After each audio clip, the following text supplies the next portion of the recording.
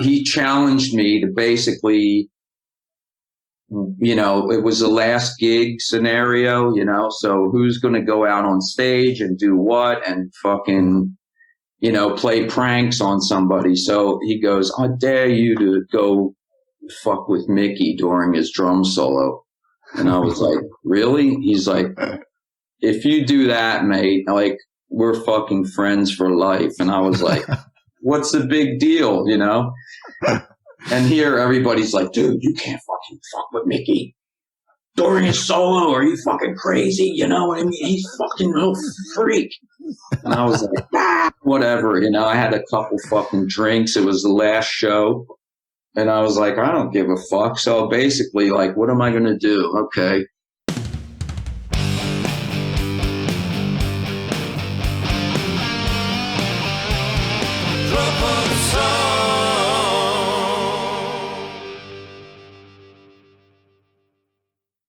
Hello, everybody.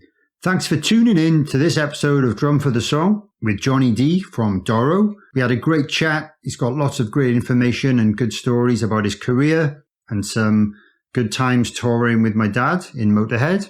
But first, I wanted to give you the little heads up that Johnny's son, Yanis, makes a little bit of a background noise in some of the sections. I have tried my best to trim it out, but some of it is still remaining. So just wanted to give you a little heads up about that, and hopefully you can get past that without any problems. But yeah, enjoy this one. I think it's really good, and thanks for checking it out. So, everybody, welcome to another episode of Drum for the Song podcast. I am your host, Dane Campbell. Today's guest is the very cool, lovely guy, Johnny Dee, who plays drums in Doro, Tyketto, also Britny Fox. Probably a few other projects that we'll mention throughout the conversation. But how are you doing today? Happy Thanksgiving. Hey, thanks, man. I'm doing good here in Deutschland. No Thanksgiving celebrations or parades here, but actually going to a mate of mine, another expat who lives in the Netherlands, heading over there for the weekend. So I'm going to enjoy some turkey and some, some of the traditional stuff that I missed the last couple of years. But so cheers to you and all. And, I'm very thankful for being here for one and being friends with you. That's cool. And your band, being a fan and, just all good. Oh man, that means a lot. I appreciate that. I'm a big fan of your drumming as well, from what I've seen. I wish I could see more live. I look forward to watching you play a full set rather than, for anyone listening, the last time we crossed paths was at the Barcelona Rock Fest. We were playing stages right next to each other, but we came off stage and then you guys started playing. Yeah. Like 5 minutes later or something like that. So I got to watch a few songs, but I was incredibly sweaty. Those festivals they always look great on paper, and then you get there and it becomes like, okay, I missed them. I wanted to see them. That's not happening. They're across the way. I'm not going to go there, and I got to get a shower, got to eat at the catering, and then next thing you know, you barely see anybody. But once in a while you catch a few. And then we did that gig together in Germany, which I got to see you guys quite a bit. Oh yeah, smaller venue. That was that was after, wasn't it? The brewery gig, Purvis. Yeah, that was cool. That was really fun. I think you guys were on super late, so we didn't get to see you play. You guys were in and out. Yeah, we were indeed. I think that was one of those crazy weekends of 6 flights or something stupid like that. Times. Good times, yeah. It is fun. And but that was a really unique festival. And I had the 30 minutes of wander around. Everyone was drinking beer and having good times, and it was cool. Hopefully we do it again. But I forgot that was after Barcelona. But let's talk a little bit about your drumming journey, as I like to say. So when did you start playing the drums? Who were your biggest influences and stuff when you finally got into it? Yeah, I guess I'd always been sort of fascinated with drums from an early age, just on the visual standpoint, didn't really necessarily even have a kit, but I always remember watching drummers and, I tend to either blame or thank my older sister for a lot of my musical shenanigans, because she's six years older than me, and she had like really great musical taste and was listening to all the killer stuff from the 70s while we were growing up. And my parents were cool enough to have some parties in the basement, and she would have her high school friend's band come over and just like rock out in our basement as a normal gig with all her friends. And so I really had that kind of up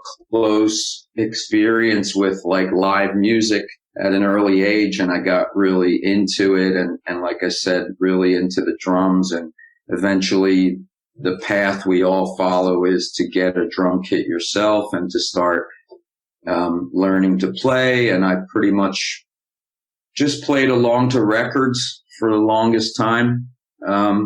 Wasn't really I didn't join, a marching band or anything like that. I was more of an outcast. So I was kind of down in the dark cellar learning on my own, like a true rock and roller. Yeah.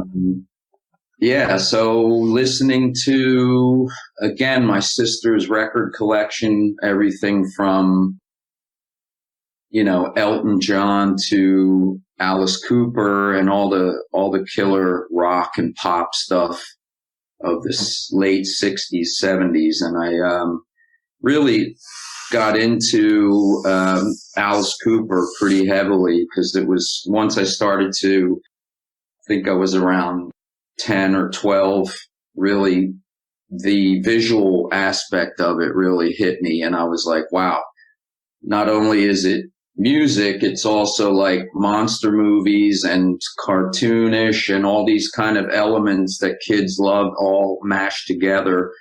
And there's this guy with spiders and snakes and crazy makeup and just the coolest heavy music, so that really got me going. And obviously the next step from there was Kiss. My first live concert was Kiss. I saw them on the Destroyer tour in 1976. Blown away, it's like a kid going to the circus for the first time, So Peter Criss was a huge influence. And from there, it just exploded, everybody. Ian Pace from Deep Purple, John Bonham, Bill Ward, just go down the list from those days. I mean, it was every single band. You could count on them having just like great drummers. And so then I just played along to those records, and I tried to teach myself and somehow found a way to make it happen. And that was where it all started. So no teacher at all then? I went for lessons at a local music store, and I just didn't. I found it really frustrating, I guess you could say, because all of a sudden I was like sitting behind a kit with a snare drum with a rubber pad on it, and I was like, what is this? Like, I want to bash the shit out of this kit. And the guy was like, no, you have to learn from this book and you have to do it a certain way. And I just was like so stubborn as a kid. I was like, F that, so didn't last more than like 2 or 3 lessons. And then I just went back to the basement. And, maybe regrettably at this point, I didn't start out with that technique and knowledge, but somehow, you find your way and you do what's best for yourself, or you kind of just do it. And that's what I did. I pretty much taught myself and watched other people, and was never really a good at studying or, concentration was always an issue. So that was really it wasn't happening for me at that time. So I just kind of went with the flow. Yeah, I totally understand that. Unfortunately, I was never sent to lessons as a kid, but I imagine I would have felt quite similar if I was just presented with a pad. And I still feel similar now. I take a pad on tour with me, and it's literally just to warm up my hands. I don't really actively play exercises that I've been taught. It's literally just to warm my hands up. But yeah, if I was paying someone 30 quid to sit down with a practice pad, I know I wouldn't find that, I don't know, great value for money or fun at all. So, but and I know that's the way a lot of teachers do it. There's obviously reasons for that, and I'm sure it does help massively if you can stick to that and learn the basics and the rudiments and the technique. And absolutely, I'm sure it really does help. So I'm not knocking anyone that's done that, but I'm sure there's lots of drummers like me and you that have learned ourselves from just watching and listening. And drums, I would say, one of the only instruments where you could literally learn how to play by just watching and listening without doing, because even with guitar, you've still got you've got to learn the chords somehow. And I guess these days there's the internet that can teach you those things. But back, especially when, you were growing up, there was probably books around, but teaching yourself to play drums out of a book, it's easier to watch someone play, right? Sure. Yeah, absolutely. And, I mean, that's just the natural way, drums are, like you said, an instrument that it's more primal too. I mean, you don't find, natives, banging on things and reading notes from a book or what, we take it all the way back to that point. Yeah. And there's an argument that, that stuff is built inside of us, and we're kind of like still keeping that, Neanderthal thing going on where we just like, it's a primal thing and we just beat to a rhythm and but we're in a modern situation. So, that's what I think anyway. Yeah, I totally get that. And I do struggle whenever someone presents me with something that's written, even though I understand it, I still struggle.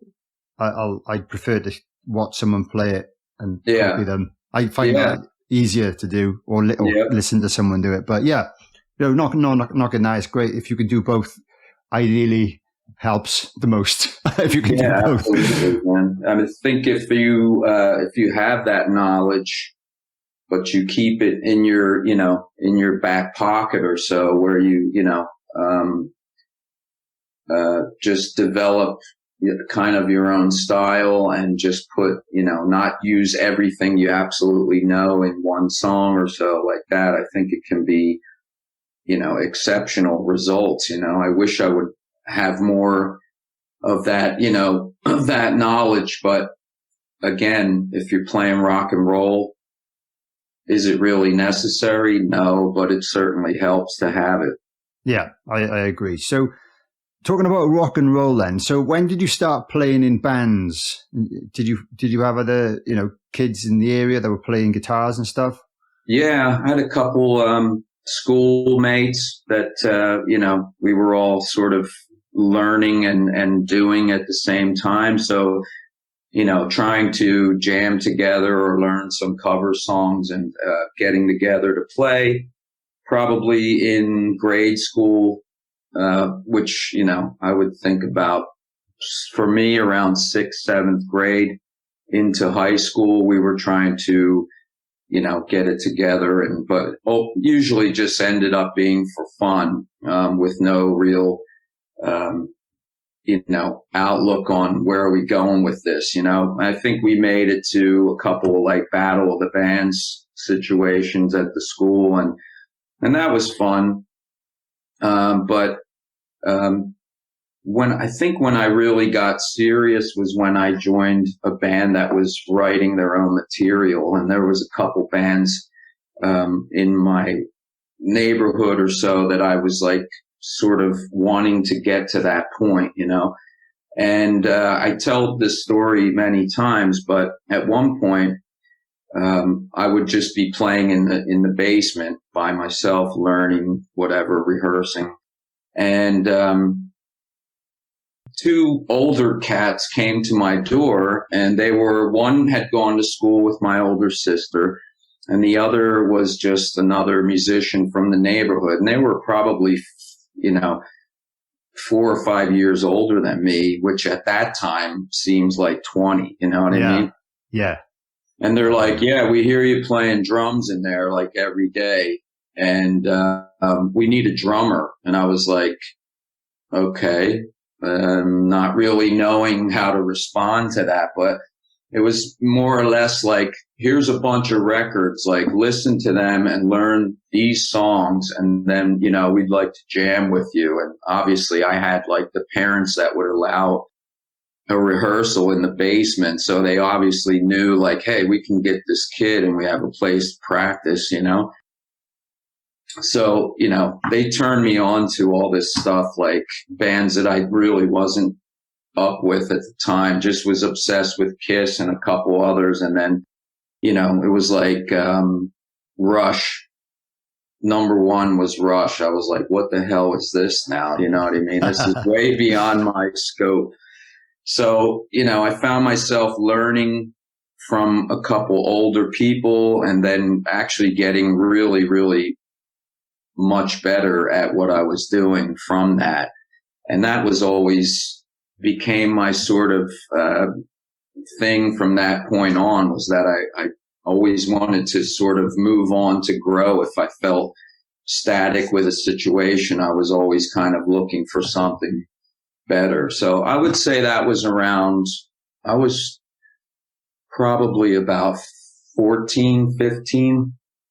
I did have a situation that I didn't mention happen, which was really like a transformation for me. I was riding motorcycles, dirt bikes and stuff from the time I was about 10. Wow. A real, you know, real little bastard, you know, smoking cigarettes and riding dirt bikes. I mean, it was really like, you know, trouble. But I got in an accident, broke my leg one summer, and I couldn't fucking walk anymore. So I literally sat there and just like got so immersed into music and drumming, is like, that was the point where it kind of went ding, you know, and it all focused in like that. And that's, you know, kind of when it all started to become a reality for me. So that was around, I was 13 at that time. And it was wow. The next couple of years after that got much more serious about all of it. Wow. Okay. And then how did that lead into you eventually starting or joining Britny Fox? Because that was pretty big, right? Yeah, that was, you know, one of the, I guess towards the tail end of the 80s, that was 88. And we, you know, got in there just before the end of that whole wave, you know, but it was kind of a little bit of a longer journey to that point. I mean, it's kind of odd, but my journey to join a Philadelphia band that got a record deal and videos on MTV and sort of world tours and arenas and shit started in England. Because I had a friend, my best friend, Jimmy DeLella. We were, you know, working on putting a band together, and he played keys and rhythm guitar. And, you know, we were big fans of all the bands from England, from Thin Lizzy, UFO, you know, just you name it. And it was like all of that stuff. So one day I was an avid reader of Kerrang at the time, still coming as an import from the UK into my local record store. And I would buy it like religiously every 2 weeks or something. So I opened it up and I saw a blurb in the front that said, Paul Chapman from UFO is now living in Florida, and he's searching for like a utility player, keys and rhythm guitar. And I was like, that's Jimmy, man. That's your gig. So I went to his house and I told him, and there was like a phone number or an address, before any internet stuff. It was like, send a post addressed letter to Paul Chapman in Florida. So we're like, what the fuck do we do? Like, how do you get in a band of like real rock star musicians, So send him a resume, but nobody had done shit up until that point anyway. So we made up a bunch of shit and, threw a picture or two in there and sent it. And, like a miracle, one day the phone rings at his parents' house and it's like, Jimmy, come upstairs. The phone, it's for you. Guy's talking real weird. Comes up and it's like, hey, Jimmy, it's Paul Chapman down in Florida. I really like your stuff. And, you should come down and have a play. And he was like, holy shit, hung up the phone. We were looking at each other like, what? You're going to fucking play with Paul Chapman? Like, I just seen him at the Spectrum like a year ago, which is our local arena, and so long story short, Jimmy goes to Florida. The band doesn't really get anything going, couldn't get a deal.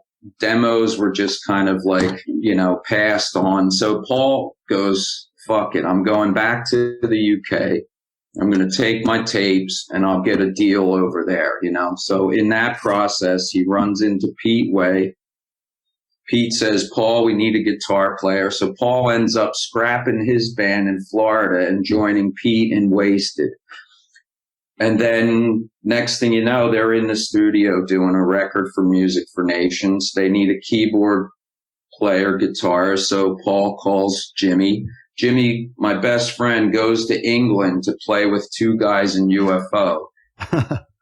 And I'm just like, this is fucking amazing, So that went on for a while. He came back, the local rock star, and it was like, wow. And then at some point, Jerry Shirley was playing drums in the band for a little while. And he pretty much was like, look, guys, I'll do the record and stuff, but I'm not into touring and doing all that. So they were like, okay, we need a drummer. And Jimmy recommended me highly. And they were like, really? Okay.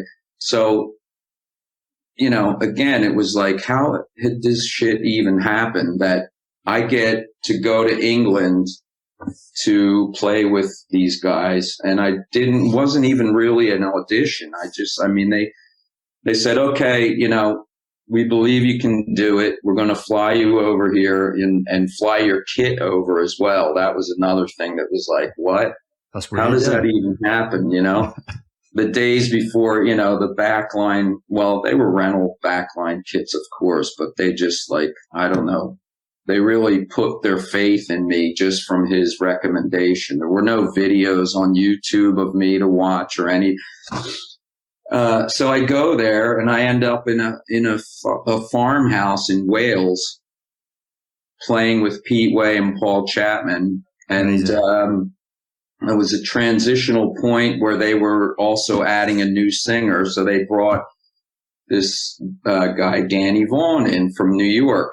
And so all of a sudden there's like three Yanks and these two veterans of rock, And we did it. We got, we did the first gig was at the Marquee Club, and it was like a showcase for EMI, and the guys from Maiden came.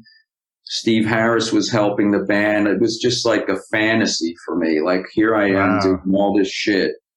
Yeah. So, that whole part of it led into a tour with Iron Maiden and learning the ropes with these kind of veteran guys and making my first record on a major label. But all of that sadly came crashing down in less than like 2 years, and then I ended up going home and joining guys I already knew in Britny Fox, who had, while I was away, kind of built this thing up and placed themselves kind of next in line to be signed out of Philadelphia. Cool. So that would have given you the experience of playing all the big shows And well, that's amazing. I read something about that on the Wikipedia. I didn't realize how it all happened. And I just thought I'd mention, I've met Paul Chapman. He was friends with my dad, as everyone is. I think him and his wife or partner at the time came over to my parents' house for, I guess, like a day dinner and drinks. Yeah. And he was staying in a local hotel. So my dad, I think I hadn't long passed my driving test. So I must have been like 18, 19 maybe. And my dad said, "Oh, do you mind taking Paul back to his hotel?" But I was driving him in my little Ford Fiesta car. And I remember he was wasted, absolutely wasted. Oh, totally. And my dad was like, "I'm sorry you had to do that." But he seemed like a really fun guy, and he's obviously incredibly talented. So man. The days of those stories just abound of all those guys, you know. Yeah, Dad must have some great tales of his dealings, you know. But they're both Cardiff boys. Yeah, near Cardiff is the closest city, I would say. Yeah. So yeah, we don't say we're from Cardiff as such, but that's the nearest city, absolutely. Yeah. But you know, Welsh heritage, you know, guitar players got to hang together. That's pretty awesome. Yeah, exactly. And yeah, it was pretty cool. But it's so amazing. So so Britney Fox again released a few albums. I imagine you did some good touring with them as well. And like you said, that kind of style of music was slowly, I guess, early 90s was kind of going out of fashion a little bit. Yeah. So the grunge, I guess, which is the stuff I grew up listening to, I guess became the newest, coolest thing. Mm-hmm. So what happened to the band? Did you just decide to call it a day, or did it just fizzle out, or did you move on to something else yourself? Well, we had a really sort of quick ascent. You know, the first album came out. We got a video on MTV and started to get this sort of fan thing cranking. And next thing you know, we were on tour with Poison. Nice. We had like a gold record already, you know. It was just like, wow, this is happening so quickly. And it just like really all came together and was flying pretty quick. So,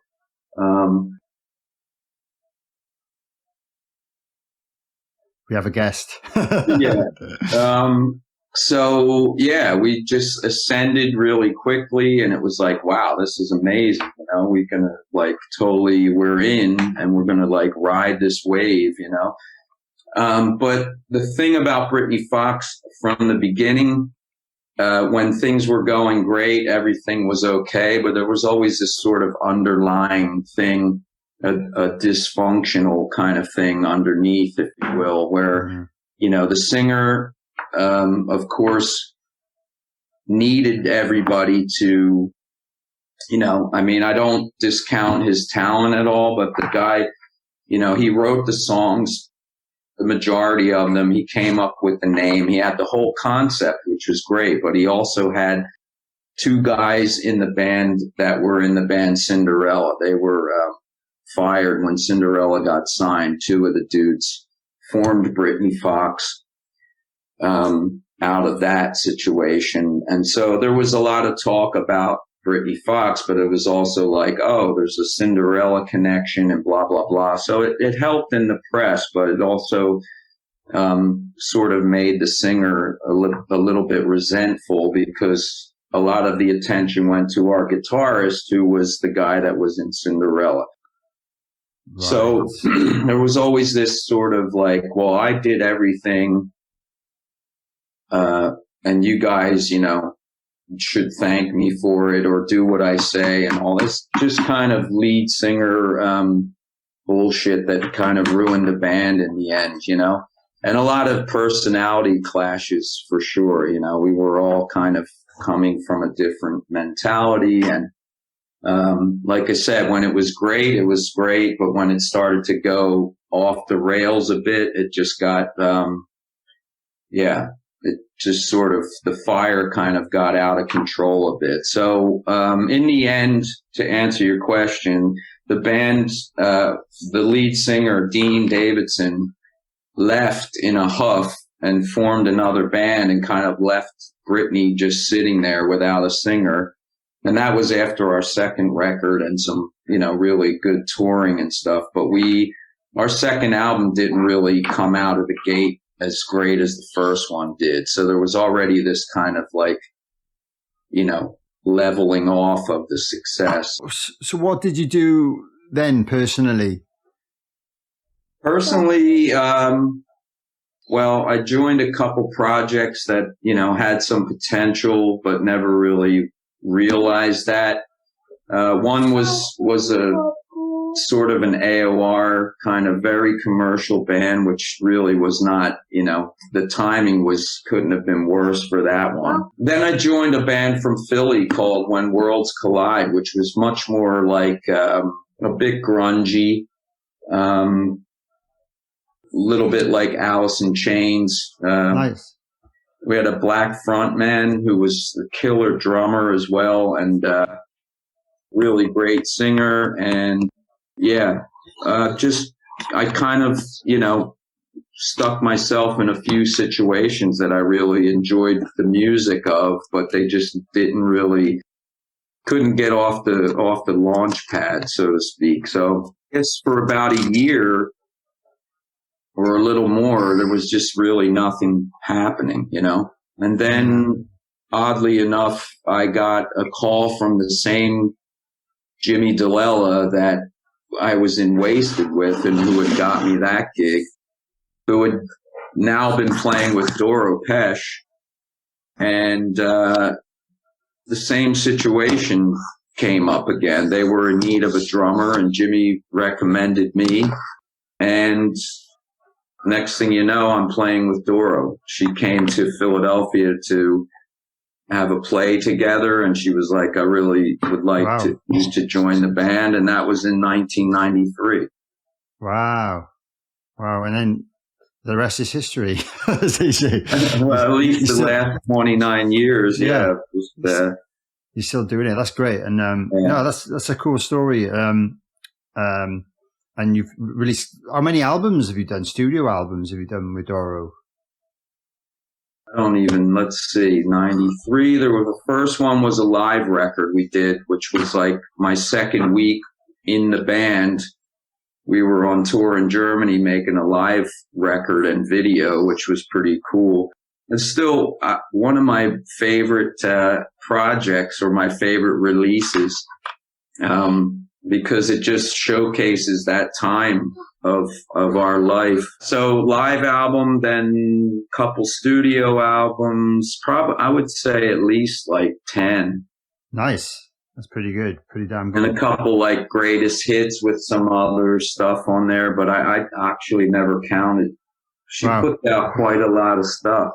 I noticed, I was scrolling yesterday and I was like, wow, there's a lot of releases here. And like you said, live stuff as well. But amazing. That's so cool. And so when did you move to Germany? And was it because of the band? That's why you moved to Germany, or was there some other reason?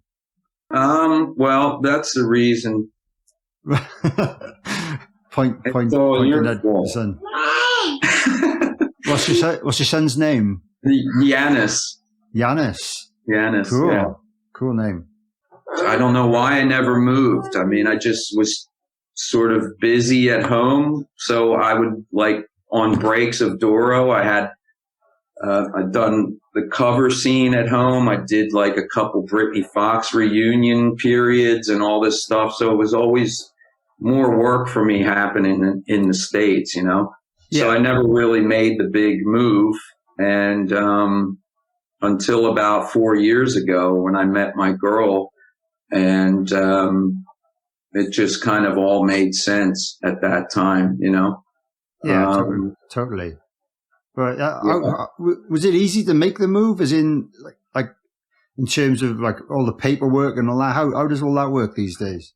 It's well, Germany's all about the paperwork. I mean, they love that stuff to the nth degree. It's like ridiculous. But I was going through the process of trying to get the residency pass, and I had mentioned to the worker, at the immigration office that, yeah, my girlfriend's pregnant.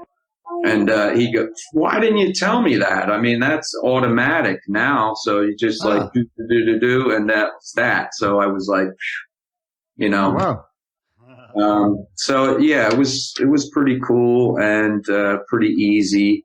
But yeah, it's the language thing is difficult for me still. After coming here all those years, I never really even bothered to focus on learning more than the usual, like, kann ich ein Bier bitte haben, or, you know, something like that. Yeah.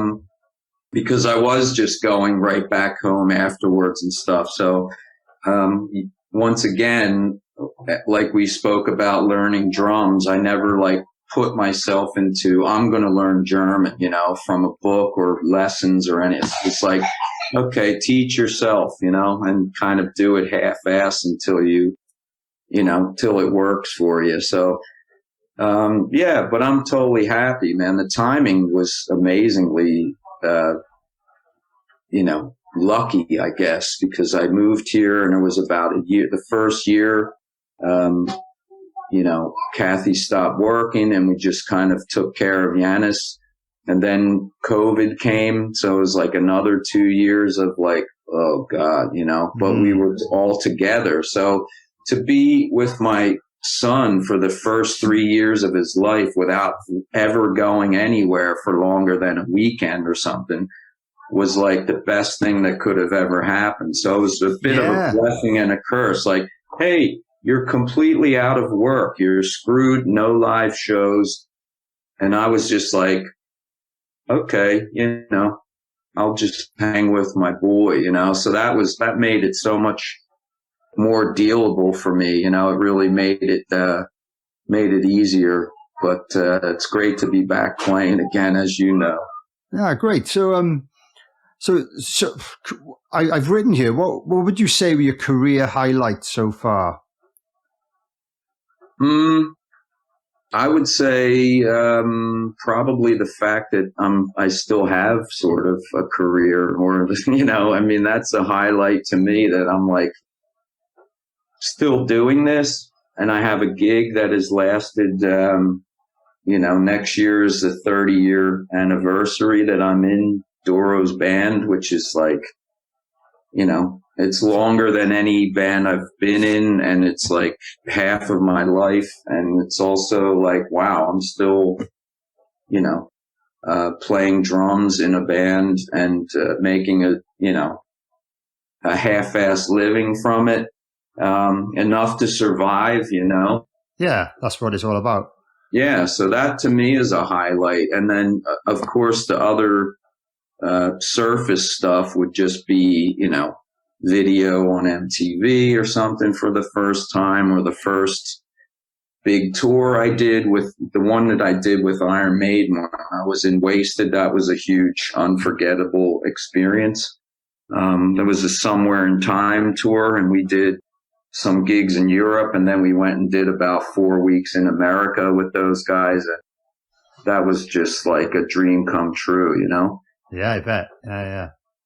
And let's see, a couple big gigs with Britny Fox, of course, getting a gold album, all that kind of stuff. But yeah, just to still be doing it to me is key, and that's something that I can really now just kind of hang and enjoy. Before it was always like, you're like hustling, bustling, trying to get gigs or whatever like that. But to me, I've always been sort of more happy as a part of a band than to be like a side guy, even though the Doro band is like a little bit of both. I'm much more comfortable to be part of a unit than just the dude that like runs from gig to gig or session or, whatever. It's more of my personality. It fits me fine, and I'm happy with that. So. Yeah, I think I feel this. I feel the same. I know a lot of guys that do different gigs every weekend with different bands, and they're learning set lists. And I'm like, man, I don't mind doing the odd favor. And and like, cover bands and stuff. That's all cool. That brings in the cash. But yeah, when you're learning like a 20-song set list for one gig to get £150 or something, it's just like, wow, I can't be bothered to do that. Yeah, I mean, it's you gotta have it in you. I definitely done that kind of stuff, but at the time it was kind of like, I think the more you do it, the more comfortable you are with having to do it. But it's also, if you're just playing in a band and you're cool with that, it's like really does seem like a lot of BS for very little payback, Yeah. But yeah, I totally get it. And and I'm sure like you've been involved in some great tours, and I know you've toured with my dad, which I'm assuming was hilarious. So I asked him last night, I said, is there anything you want me to ask Johnny? And he just said, I'll make sure he tells everyone about the Mikkey Dee drum solo story. So I think I know what he's talking about. Are you allowed to talk about that? Yeah, man, absolutely. That was a fucking highlight for sure. It was so weird, because first of all, it was amazing to be on tour with Motorhead. So that was like a fucking dream come true also. And the fact that Doro and Lemmy were friends, it kind of broke the ice a bit. But in the beginning, like your dad, he could seem like a bit curmudgeonly, like, doesn't really speak. He's kind of shy in a way, but if you don't know him, you think like he's completely rock star stuck up or something. So I was like, I didn't know really what to make of Phil. I thought, like, is it me? Like, am I a wanker? And he just doesn't want to fucking bother talking to me or whatever. But then we started to kind of warm up. You know how it is. The first couple days of any tour is always like you barely even say hello to anybody, because you're just too fucking busy.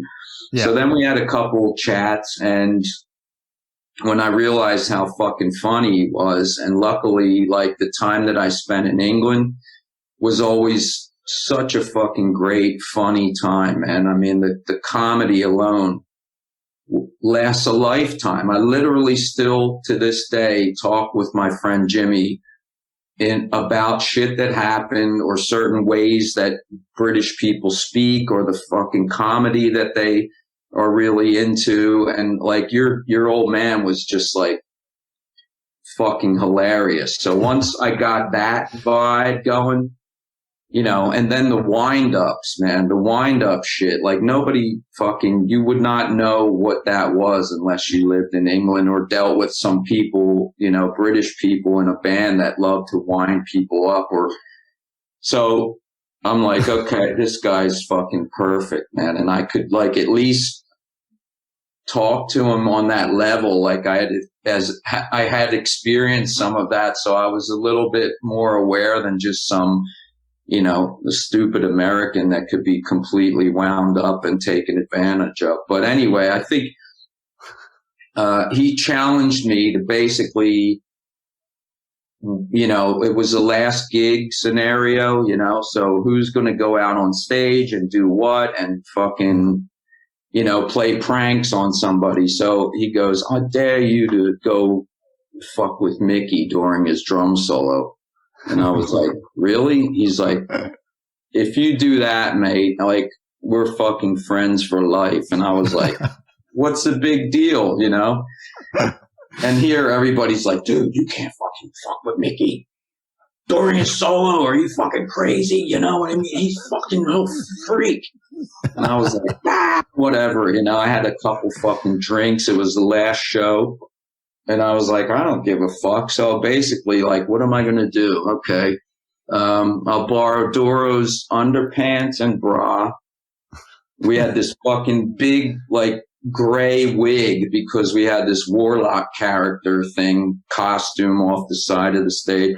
So I put that on, bra and panties, no other clothes, big piece of gray wig hair sticking out as a big gray bush out of the panties, And I just like grabbed a cigarette and a beer and I fucking walked on stage as he was playing his solo. And I just stood next to him and did like a fucking, a go-go dance or whatever.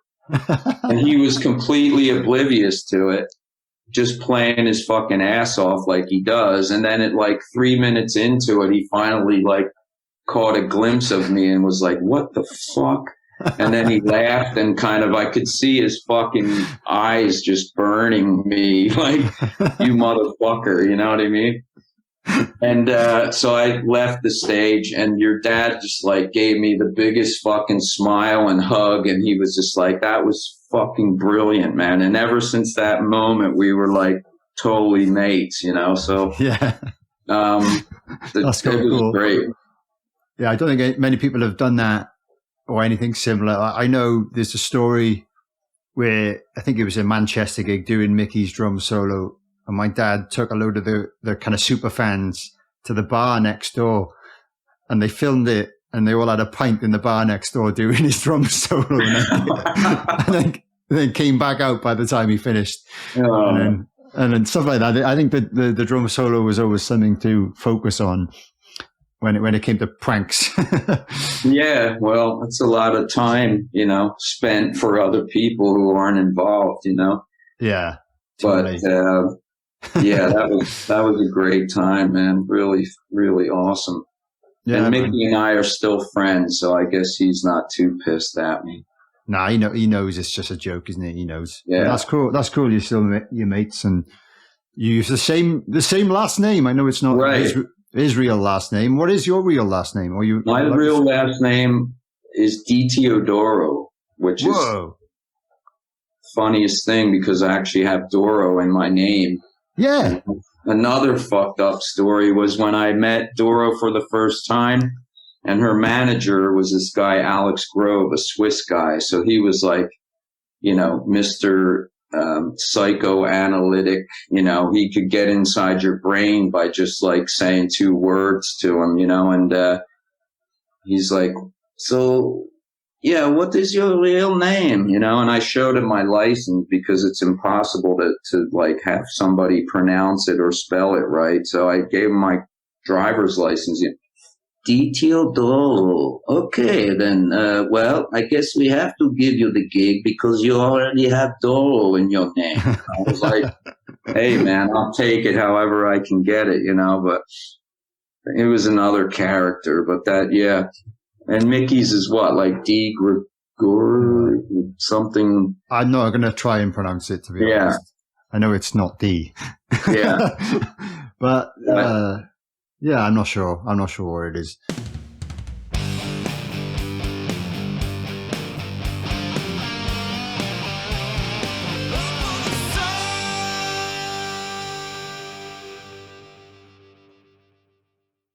Apologies for interrupting this episode of Drum for the Song. I really hope you're enjoying it so far. I just wanted to take a few moments to tell you about my Patreon page. This is a place where you can support the podcast in exchange for some bonus content. You can head over to patreon.com/drum for the song. There are 3 tiers available at the moment. One is £3 a month, one is £5 a month, and the other one is £10 a month. Each tier grants you access to exclusive benefits, which include bonus episodes, early access to the main episodes, private Facebook group membership, merch discounts, discount on Motörhead beer as well as a monthly competition to win Motörhead beer, access to Skype chats with me, asking my guests questions, occasional free gifts like drumsticks, free tickets to Phil Campbell and the Bastard Sons shows, and your name in the episode description. If you regularly enjoy the podcast and think you would enjoy those benefits too, please consider signing up. If you didn't already know, I do everything for this podcast all by myself. So I do all the contacting, all the research, all the interviews, all the audio editing, all the video editing, all the artwork, all the uploading. I write all the descriptions, I build the website, everything is just me.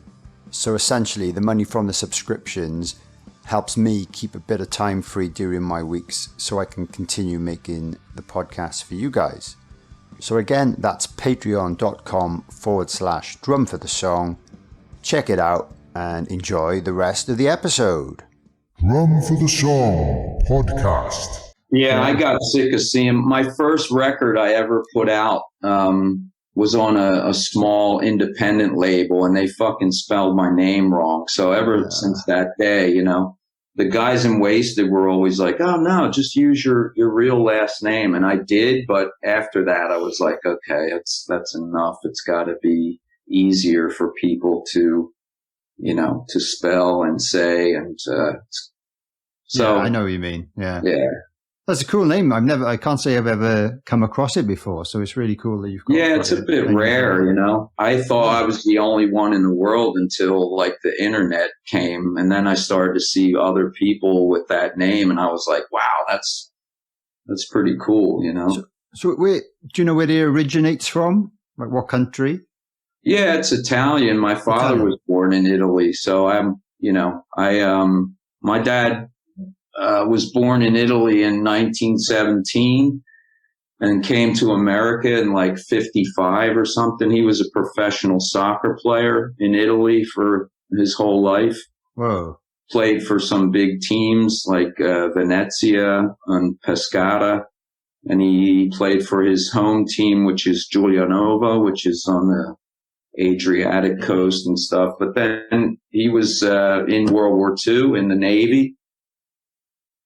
So obviously all that competitive gaming sort of stopped at that time. So he kind of got screwed a bit in his career, but he still, managed to do that for a living. And he finally moved to Canada the last couple of years of his career because he was just getting too old to compete anymore. So he went to Canada and played like a year or two and then started coaching. And then he moved down to the Philadelphia area and then, stayed there. And that's where my sister and I were born. Ah, wow. Fascinating. But let's talk, like, what's coming up for you then? What have you got coming up maybe the rest of this year or next year? You've got, like you mentioned, there's an anniversary of yourself being in the band. And I think, is it Doro's 40th That's anniversary? Correct, yeah, so that'll be a big thing next year. The rest of this year's for just a few, maybe 4 more shows. Just had a Swedish festival cancel yesterday, so that sucks. Ah, no. Stockholm Rock Out was canceled.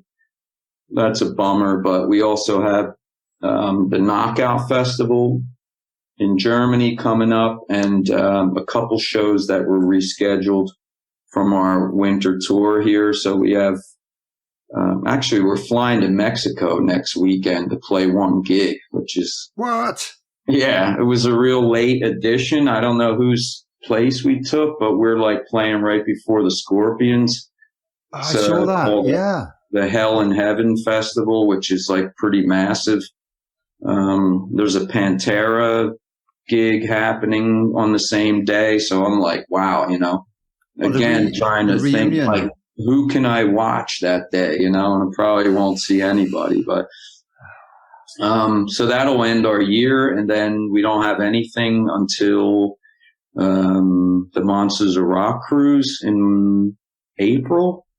Oh, nice. Is that the one goes off from the US, is it? Yeah, it's from Miami, usually in the Caribbean. And, that's a super fun one. Yeah. Never done that one. You've been on that one? We've never done that one. We've done similar cruises, but not that. I'd love to do it. Yeah, absolutely. I'm sure you'll get on there one of these times. I hope so. So like you said, Doro 40-year anniversary. That's kind of kicking in, I think, probably during the summer festival season. It's going to start to do some bigger shows with that sort of tag on there, and I'm sure that'll involve some special guests and a lot of classic song additions and stuff like that. I'm sure she's working on something to make it special, as she always does. Yeah. And we'll be busy with Doro. And then the Tyketto thing, I joined Tyketto this year, which is a band that was formed by a bunch of friends of mine. Again, the name Jimmy DeLella. After Waysted, Jimmy and Danny Vaughan came together and with the other guys that were involved formed this band Tyketto in New York area and went on to get a deal with Geffen, put out a record or a couple records, and just real good melodic rock. And so I'll be reuniting with Danny, the vocalist, since our time with Waysted, which was like 30 some years ago. We're actually going to be in a band together again. Their drummer, founding member, just decided to retire from touring, and he's running his own business and taking care of his family. So I'm just stepping in to keep it going and have some fun with those guys. So we'll be doing a UK tour in May, I believe.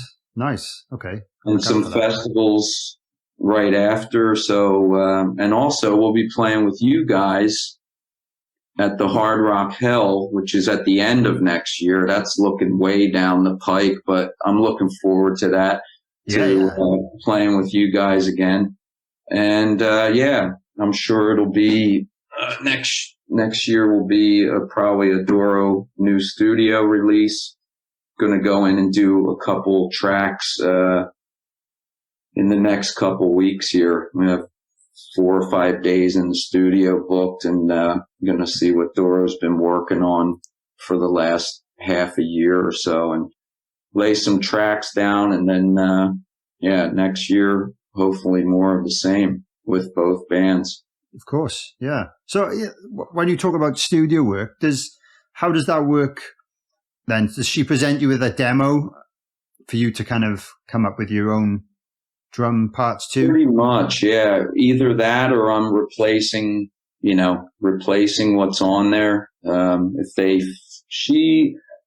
It's been a while since we've done the traditional band record, We had a couple on the last record, a couple days in the studio where we wrote and performed some stuff together, but she really likes to, if she's got a song cooking, she really likes to kind of finish it and get it to almost that completed point. And she works with her producer, writer, co-writer up in Hamburg, and comes up with a lot of the stuff. So usually some stuff gets just completed and I'm not even involved. And then other stuff is like, we need live drums on here and we need the band, attitude or whatever it is. And I'll kind of replace whatever is on the tracks, be it programmed or whatever it is. And, so it's always different, but it's kind of,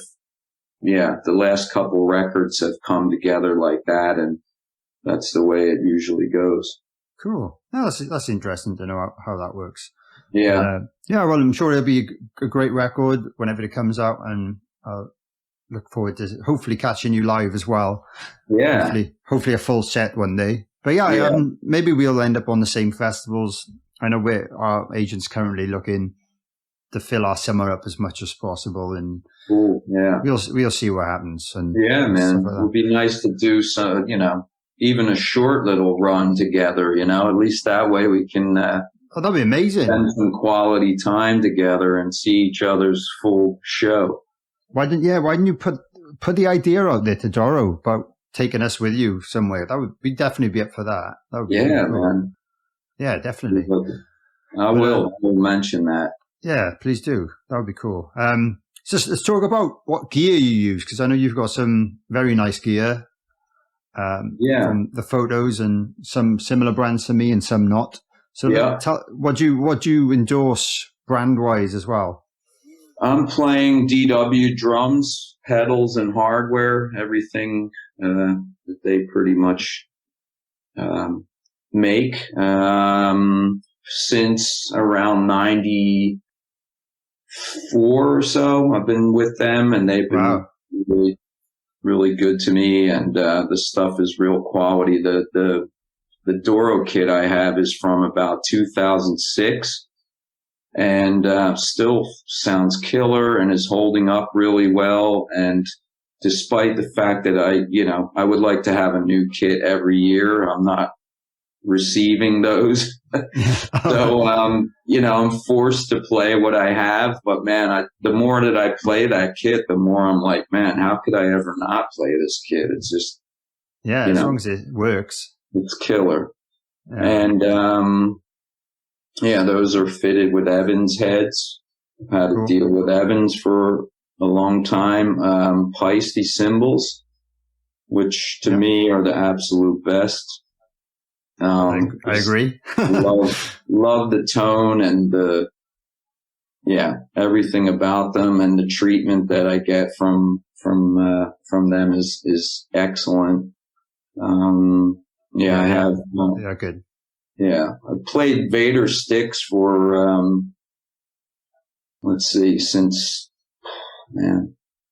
gotta be 1991 or something like that. Wow. And but this COVID shit has really changed a lot of relationships in the endorsement areas. A lot of people have been cracking down on freebies, and just stuff's getting weird. You kind of get tossed aside, and there's been some weirdness with my stick company. So I'm kind of like not sure what's going to happen there, where I'm going to go. But that's not cool at all. But considering you've been using them so long, you think?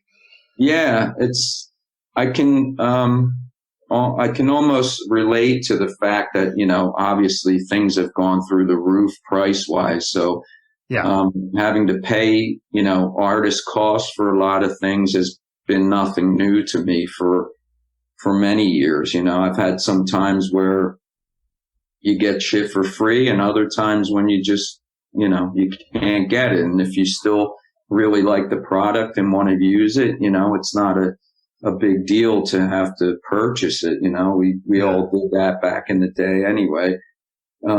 But some things just are too expensive to get or to give away.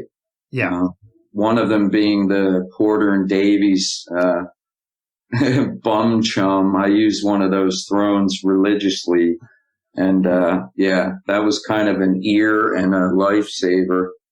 Really love that thing and carry it around with me wherever I can. And that's don't have to use a Mikkey Dee size drum fill anymore.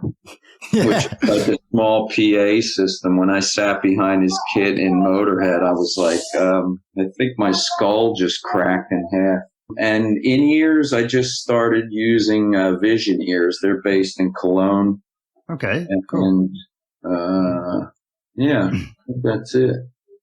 I use a Roland SPDS-X for some effect sounds, intros, outros, 2 or 3 backing tracks with like some strings on there and stuff like that. Any electronic stuff needed, necessary, or whatever, I use that. Yeah, but most use one of those. Yeah, they're pretty cool. I think I used it for about 10% of what its capability is.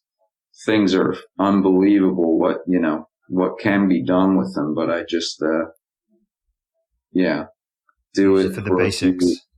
I just make noise with it, like I have one patch with like Lemmy's voice on it, and just like to hear that really every day at sound check or whatever, or some sirens and effect sounds, like I said, and just fun stuff. Yeah, that sounds pretty fun. I know. I'm one of the, I guess, only drummers that I'm familiar with that don't really use any electronic stuff, which I kind of like it that way. Yeah. It is kind of cool when you see these hybrid setups and there's a few, electronic pads in there. Pads or whatever, yeah. And you can do some cool stuff with that. For the music we play, which is just simple rock and roll, there's no need. Yeah. Really. It's not necessary. No, I mean, the reason I started doing it was when I first joined Doro, there was, she had done a couple records which were really like, I don't know, sort of I won't say hip hop, but kind of house music-y sounding with some really like obvious electronic programmed stuff. And I really wanted to recreate that. So I just got myself a couple pads and started to program some sounds in there. And it really, I think it added to the vibe, keeping the original vibe of the song and stuff like that. So, you know, and then once you have it there, it's kind of like you just start adding whatever, you know, whatever is necessary. But if it had been a band that, you know, like yours, for example, that I was in from the beginning and started, and that's the way it was, I probably wouldn't need it either. So it really, playing for an artist, I think, and covering like 40 years of material, which all isn't really like the same. It's not like AC/DC or something. There's some really, you know, she's covered a lot of different bases. So that kind of gives me an extra little sound there to do whatever. Or if I need some percussion sounds, I don't have to carry all kinds of, you know, tambourines and wood blocks and whatnot with me. I can just dial them up in the pad. Yeah, I totally get it, and they're really great. And maybe I'll get one day. I just had my Porter and Davis delivered yesterday. I haven't tried it yet. Oh man! But yeah, like I paid for that after lots of guests on the show were recommending it, and I think it's going to help. For the main reason I wanted to try it for anyone listening is sometimes I use in-ear monitoring, and sometimes there's like a big drum sub on the stage as well, and sometimes there's not. When there is one, I find it helps a little bit because you can feel that kick drum. Yeah, you can actually feel it. And with some of the fastest, like punkier songs that we play, where I'm playing shorter notes and maybe softer notes on the kick drum. Sometimes they don't quite come through that well on the mix, and I'm like, in my head, I'm like, I don't feel like I'm playing them. I look like I can see my foot making the sound, but I want to make sure that sound is coming through. And mentally, sometimes it makes me doubt my playing ability because I can't hear it or feel it. Right. So, it was really highlighted on the last tour when I remember there was one show, they said, oh, there's not enough channels on the monitor desk for you to have a sub. So you've just got in-ears. And I really struggled that show. So I think this is going to make all the difference if I can feel it in my ass.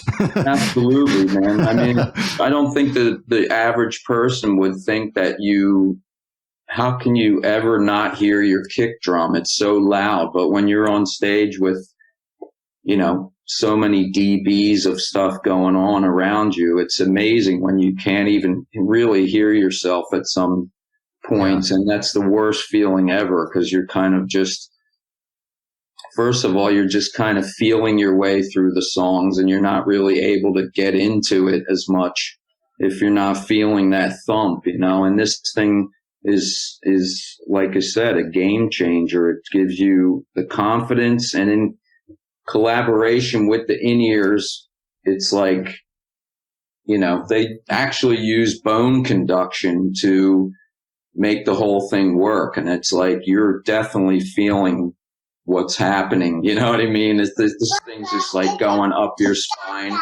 Your ears are cranking and it's all going. Yeah, so coming towards the end now, I wanted to mention you've got like a merch store as well, right? I do, yeah. You've got T-shirts, mugs. Sort of came up during COVID when I was trying to think of other ways to make a little money on the side. I've always been interested in like graphic design and drawing a little bit. And so I just kind of started putting these designs together and putting them on shirts or coffee mugs. This little dude here. Oh, wow, that's really cool. That's really cool. A Captain D. Yeah. Pirate mug with, so I have those, and I started dabbling in some like rock and roll jewelry stuff, making bracelets that look a little bit more metal-y or rock and roll, and they're black with skulls or other kind of silvery jewelry on there and stuff, and just thinking of different things to do. But Yeah. Stickers, shirts. I love merch. I mean, I try to probably wear a t-shirt with a band name on it every day of my life or something like this. Yeah, Feisty hoodie. I don't have that one. I've got the t-shirt. I've got the orange and blue t-shirt, but I don't have the hoodie. Yeah, I was like, I got to get one of those, man. But so I love that kind of thing, and I love graphic design, and I love to mess around with it when I have some free time. And so, yeah, and it, That's cool. I think it's a great thing to do. Make a few bucks to buy some drumsticks, I know the feeling. For the record, I don't get any of my stuff for free. I pay for it all, but it does. When people ask for drumsticks at shows, we don't all get them for free. We can't always give them away. We can't give them away every show. Yeah, it's getting to be impossible. I just made guitar picks up because I'm like tired of Yeah. The worst is when you have a pair that aren't even like just been hit like 3 times, and you're like, no. I don't do it. I wait until they really, when I've done a few shows on them. Yeah. If one of them's chipped or something, then I'll give them out to some kid or whoever sung the loudest at the front row. Right. But I can't do. And I think, I guess at my level, I guess there's probably some drummers that are getting this stuff for free. So when they come to a show, they are used to just get the drummers throw in loads of sticks out. But I can't do it. Yeah. No way. Yeah. Sorry. those days are dwindling quickly. Costs going unbelievably high, and it's terrible. It's a shame. Yeah, well, but anyway, for your shop, I've written it down here: Etsy.com/shop/decompose is the URL. Yeah. DEECOMPOZE. Yeah. Easier. Just go to johnnydee.com and there's a link there. So that's easier. That's a lot easier. Much easier. That's why I set that up. So yeah, you can see at my website, whatever info, try to update the concert dates, as much as possible. Actually, I took a bit of time and did like an archive list of all the shows that I've done with Doro. Wow, that's really cool. If anyone wants to see that over the last 30 years, you can go to my website and click on tour date archive and check that out, or visit my shop from there, or see some photos and stuff like that. So that sounds like a cool place, and maybe I should have gone on that yesterday. Yeah, man. I checked out the information there, but yeah, that's cool. Before we kind of do the kind of end thing, have you got any tips for drummers? Anything you recommend people do for any budding drummers out there? Well, I would say, depending on what you're looking to get into, if it's, live rock and roll shows, or, festivals, or any kind of touring for that matter, on a lower budget or even on a big budget. I mean, some bands, even at, where I am, or even above, or, the gigs we've done together, we've dealt with kits that are, just rented for the day, or for that particular drummer who's, if you're a certain brand player, you ask for this allotment of stuff and different size. Just basically what I'm trying to say is to be open-minded and be prepared for anything.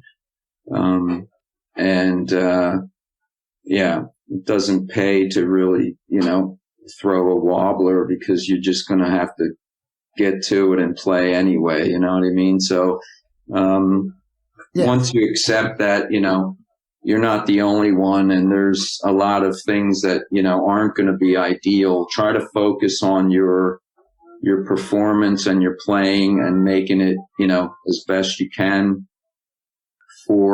for the gig, just like your, title of this program, Drum for the Song. In the same context, I would say drum for the gig as well, to make it work. That's really, really, really good advice, actually. And it's one thing that I think especially when I was starting playing in bands, you'd play on a show and all the bands would share the same drum kit. Sometimes you'd have to bring your own for everyone else to use. Yeah. But I think all those experiences playing on different people's setups and kits can really help prepare you for that. Yeah, prepare you for that. And just generally, I think there's lots of drummers out there that maybe are only used to playing their own kit. So whenever they're presented with anything else, they feel so uncomfortable. Right. So I think, kind of playing as many different people's kits as possible. Maybe even if you've got an electronic kit at home, just playing that and then switching back and forth. It just means you can be yourself on any kit, really. And allow if you've got time. I know sometimes you don't get much time to fiddle with things. Kind of figure out where you like things to be. That no matter what kit you get given, you can kind of position it in your way. I think that's important if you feel comfortable. That's one good thing if you can get the brand of stands that you use normally to be there. That's cool. But if you have like a completely different brand that you're not real familiar with, it can be quite a time-consuming adventure to wrangle a stand into place. You know what I mean? So, those are things you kind of learn on as you go. Yeah, just try and deal with it, people. And it just reminded me, actually, there's one thing I've got on my drum kit rider, I suppose, request sheet. I asked for no Yamaha stands. Oh, really? I've had so many bad experiences with the boom arms just kind of twisting around, and I don't have time for that at a festival, but I still get them. I think people give them to me as a joke sometimes. Right. And I'm like, oh man, it's a lot of the worst ones. The newer versions are much better, but if they're the ones from like 15, 20 years ago, they just slip and slide all over the place. Yeah. So it's the last thing you want, but no, that's really cool. Thanks for that. And I've got the quick fire round that I can do with you if you're happy to do that. Okay. People to get to know you a bit more. What's your favorite food? Well, I gotta say Italian, just for the cultural heritage, and I probably can cook that the best. Cool. But I really do love a lot of Asian stuff. I learned to love Indian food from living in England for a couple of years, really early on. I mean, I turned a lot of my friends onto that stuff because we just didn't really have it in the States, or in my area at least. And I love Thai food. Yeah. Also. Yeah, I'm into all of those things too. Indian's one of my favorites. Yeah. Favorite movie? Right now, I would say there's a freaky movie called Gentlemen Broncos, which is done by the director that did Nacho Libre. Oh yeah. And Napoleon Dynamite. Kind of started from those silly movies that kind of went, oh, that dude made that, and his next movie must be good, and that was Nacho Libre. And then after that, he made this Gentlemen Broncos thing, which was, I think it was a complete stiff, but it's so fucking out there and whacked and so hilarious. It's like one of those where just every line is worth remembering and repeating, and it's Sam Rockwell is in it. Okay, and that sounds cool. It's like this bizarro science fiction kind of as a young kid that wants to become a science fiction writer, but it's like everything kind of goes wrong for him, and but just some of the scenery and imagery as they're thinking about this story is so fucking whacked. It's just great. But yeah, and all the classic stuff as well, like Caddyshack or the Austin Powers stuff or the billion movies. But that one's kind of like not as well known, so it's something that it hasn't been overwatched or anything yet. Okay, yeah, I've not heard of it. I'll check that out. It does sound like something I would enjoy. Yeah. Okay, that's cool. And guitar or bass?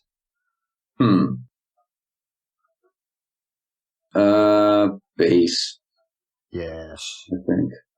Nylon or wood tip drumsticks? Oh, wood. Most people say wood. Don't like flying trajectories while I'm trying to play a show. I know. Apparently they're better these days, but that's all I remember about nylon tips when I tried a few out when I was a kid. But I can't say I've ever tried them since. But I can understand why people want the extra ping or whatever. But whatever, not for me. John Bonham or Neil Peart? Oh man, that's a tough one. Both of those were just like maybe the top two. Yeah. That's what I gotta go. I gotta go Bonzo, just for sheer, I don't know, everything, tone, feeling. The songs, of course.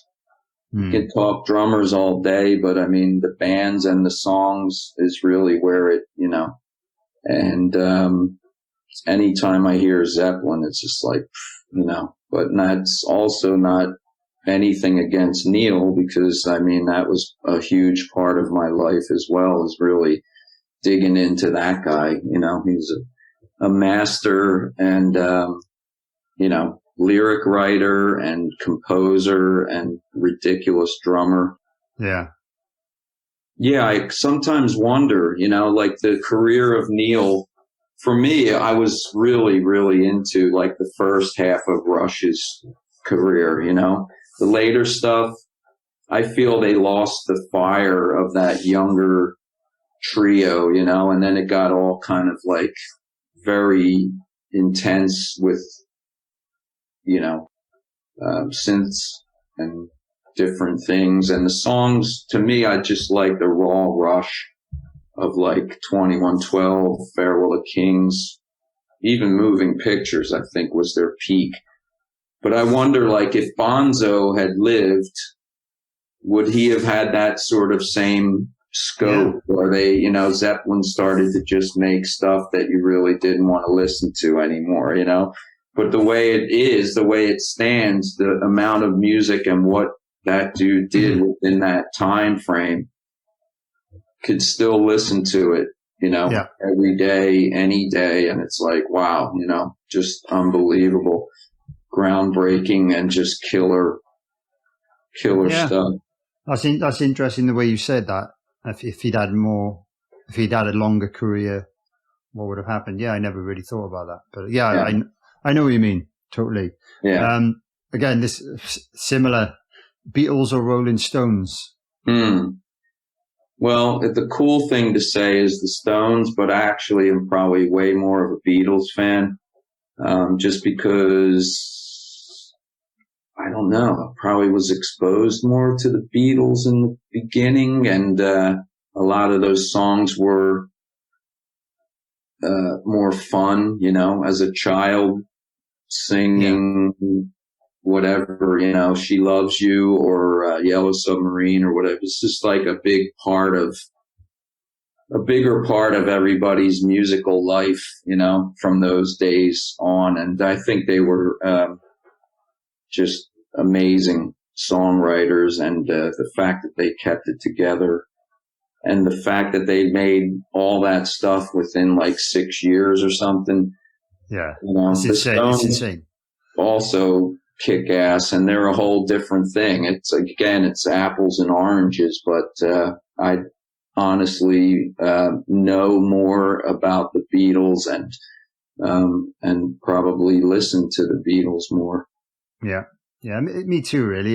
There's a lot of Stone stuff I've probably not heard, so I do need to go and check it out. But the fact that they're still doing it, it's incredible. Fair play to them. It's amazing. It really is.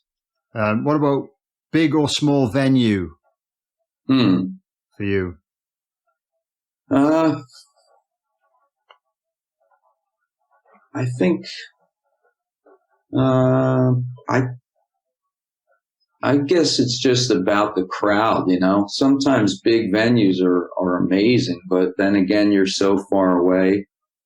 You kind of lose that energy, you know, a bit. Yeah. You just feel more like you're just kind of up there floating on your own, you know. Whereas when you're down more in the mix of it all with the people going for it and the band is cooking all together and not like, you know, thank God for in-ears, right, on bigger stages, because it used to be just like, what? Like, where, you know, Doro's done a few of these runners out onto the catwalk, you know, and then she starts singing to what's come out of the PA. Oh, right. The band's like a half a millisecond behind, and it's like, what the, you know, and so that can be a complete mind fuck. But, yeah, I think smaller venues are more fun. Yeah. Yeah, I know what you mean. I think I agree with you there. When we actually play big stages, we make sure we still set up quite close to each other. We don't like use the whole width. So, because we're more used to smaller stages. And I think it makes a lot of sense. I never actually thought about it, but our stage manager, our sound guy, always makes sure he measures like the distance from the vocal wedges to the drum riser. And I was always like, why wouldn't you use the whole stage, you know? But it does make total sense to keep everybody, you know, more where they're used to being, you know. But now with in-ears, like I said, it's kind of it makes it a little easier, you know. You can be sort of anywhere and still hear each other just the same. Is the whole band on in-ears? Everyone with Doro. Oh, right, yeah. So my dad doesn't use them. Yeah. I mean, I don't know how you know, I'm as old as they are, so I should typically be just like putting the finishing touches on my ears, but drums are a whole different thing, man. I mean, you know, years of drumming could destroy your hearing so bad. So I'm glad I started wearing plugs, you know, a long time ago on stage. And then when in-ears came out, I was just like, this is going to save my hearing for sure, you know? Yeah. And it makes playing a lot more fun, easier. Don't have to overplay as much. And there's a lot of good things about it. Yeah, totally. I do recommend anyone to try them who maybe hasn't tried them yet. Yeah. It might take a bit of an adjustment, but I'm sure as soon as you get used to it, it's really, really is worth it. And absolutely wear ear protection if you don't already. That's a given. Do not play a drum kit without any protection. Oh, you can't be doing that. What's your favorite time signature? 4/4. Yeah. Good. Favorite rhythm section? So a bassist and drummer from a band.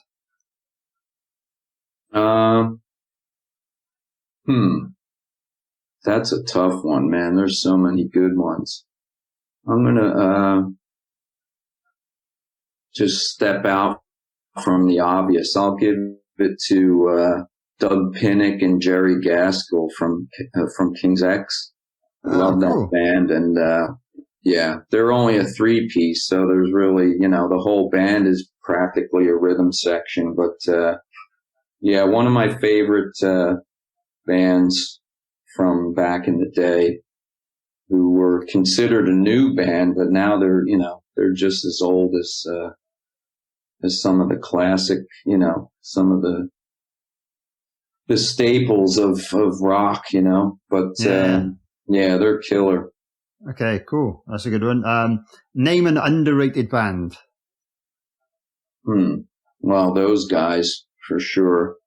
Okay. And there's one from my childhood, the band Angel, which was signed to Casablanca Records, like as sort of another Kiss type of band. They all dressed in white, and never got to the point that Kiss did. They were very underachieving, I guess you would say. But their show was so sort of extravagant back in the day that they actually had to headline gigs on their own because they couldn't really present this show as an opening act. So they used to use some magic tricks. They would materialize on stage and stuff like that through some magical stuff. And it was really, really cool. So if you know, I went to see them as a headline act, really not even knowing who they were, and it fucking blew my mind, along with probably everyone that has ever seen them is still to this day like a huge Angel fan. But what sold it for me was the drummer, Barry Brandt, was probably one of the most underrated or unknown players, but he's totally from the Bonham school, but took it to like more of a progressive level. You know, if you took Bonham and Pace and like mashed them up, this guy is fucking phenomenal. You know, he's just a great player and killer sound. So if you ever get a chance to check out some old Angel, I will. I've not come across that name before, so I will. I definitely will. It's a very select following left for that band, but they're actually out doing some stuff, but it's only the singer and the guitar player from the original band. Okay. That's cool. All right. Favorite album of all time? That's, oh man. I will say it's probably between Physical Graffiti, Zeppelin, and Kiss Alive. Cool. Nice. Those are probably the ones that I burned on the most. Kiss Alive, definitely. But, there's just so many. But that's, you kind of got to go with the ones that you started with, you know? I agree. It is, it's the same for me. How about for you? What's yours? Oh, now favorite album. Again, it's one of a billion. One of a few. I'd have to narrow it down, but the first one I thought of was, again, I wasn't that young actually, so I would have been a teenager at this point. But there's an Australian band called Silverchair. Not sure if you know that band, but they've got an album called Diorama, which was like one of their later releases. Okay. It had all like orchestral stuff in it. And it's just it just blew me away. And every time I listen to it now, it's so much musicality going on. The lyrics are really weird, but like interesting. The vocals are amazing. All the instruments are amazing. And it's just something special about that album to me. And it stood out through all these years. I think it probably came out in the early 2000s. So it's not that old, but right. Interesting, it's man. I lost track of them after probably the first album. I mean, I know Kevin Shirley did their first record, and he's done some amazing stuff, but I lost track of those guys. I'll have to check that record out. Yeah, it's pretty cool. Like the earlier stuff is a bit more rock. Like it is rock, but they've taken it to the next level of. There's so much stuff going on, but like Daniel Johns, who's the singer and guitar player, he's a bit of a genius. He's got a few issues. He's got his own. As they do. Well, I think he was put into all that spotlight at like 14. I think the first album, right? So I think it kind of messed him up a little bit, unfortunately. But he's still making music. he's got like solo records out now, but they're more electronic. I'm not really into that so much. Yeah. But yeah, that's probably mine. Last quick fire round. Favorite drummer of all time?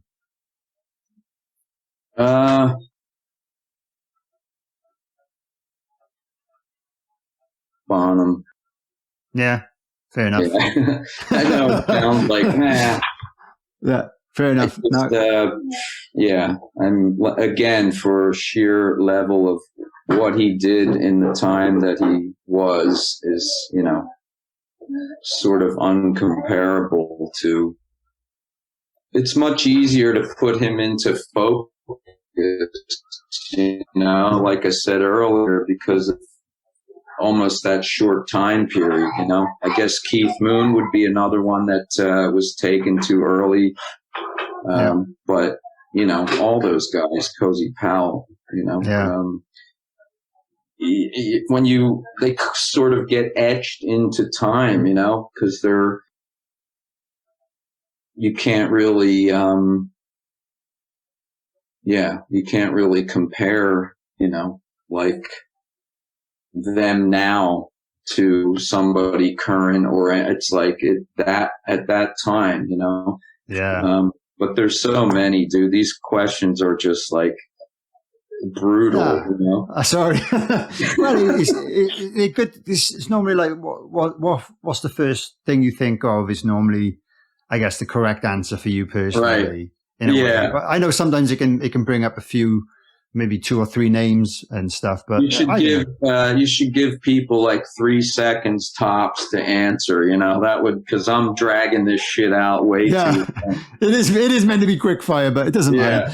Cool. Right. So just to finish up, then this is what everyone has to answer. If you could start your own dream band with yourself on the drums, who would you have playing the other instruments? And they can be dead or alive.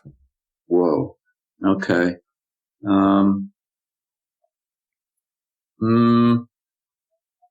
Freddie Mercury on vocals. Yep. Eddie Van Halen on guitar. Yeah.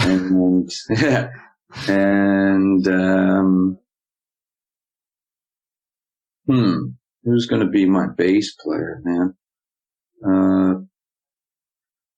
Geddy Lee. Nice. Cool.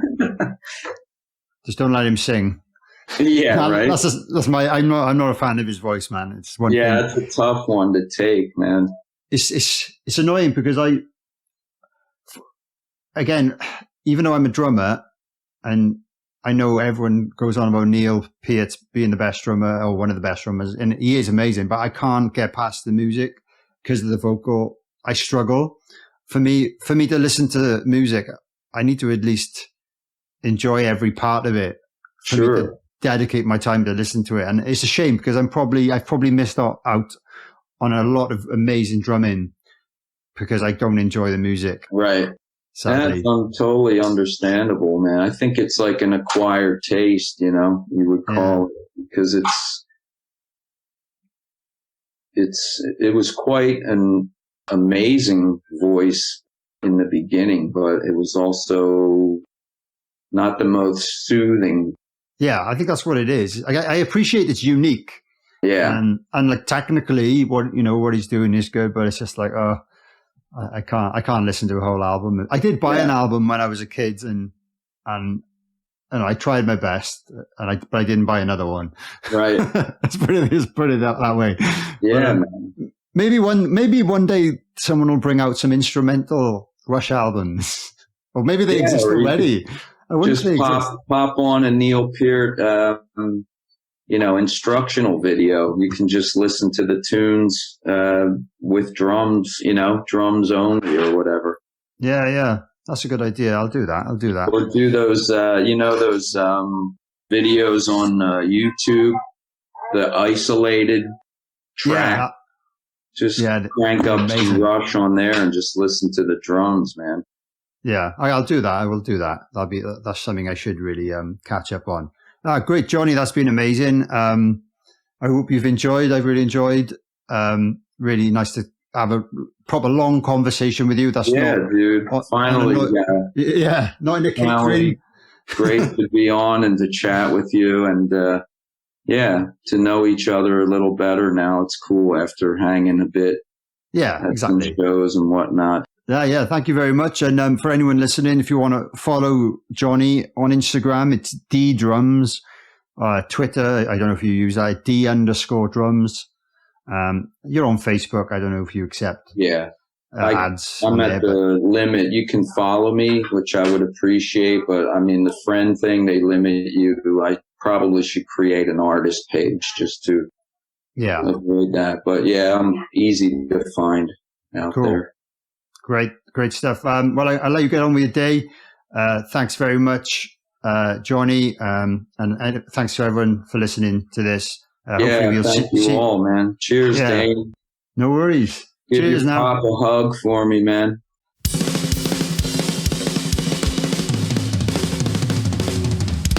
Drum for the Song podcast. Thanks for listening to this episode of Drum for the Song podcast. If you've enjoyed this, please consider liking the video and subscribing if you're watching on YouTube, or subscribe and follow wherever you get your podcasts. If you could leave me a review or comment, that would be fantastic too, as it helps other people discover this show. Please also consider sharing this with any family members or friends who might enjoy the content. You can also follow me on social media at Dane_drums or at Drum for the Song, or search for Drum for the Song on Facebook to follow the page and join the official Facebook group. If you'd like to support the podcast, you could purchase some merchandise from drumforthesong.com, or consider supporting me via Patreon from just £3 per month for additional exclusive content like bonus episodes, video calls with myself, competitions, discounts, and much more. Any additional support is always greatly appreciated, but I would like to give extra special thanks to my top tier Groove Master patrons, whose names are listed in the description below. My name is Dane Campbell, and thanks so much for watching or listening this far. If you're a drummer, don't forget to drum for the song.